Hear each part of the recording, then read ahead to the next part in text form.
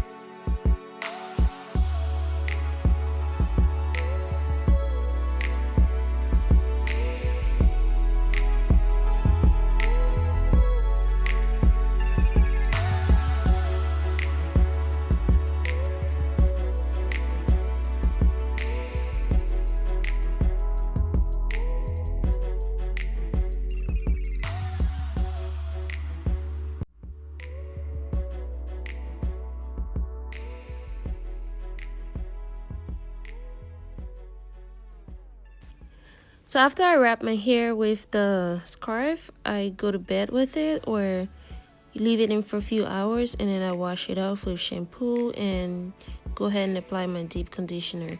If you haven't seen how I do this, just watch the very first video on my channel.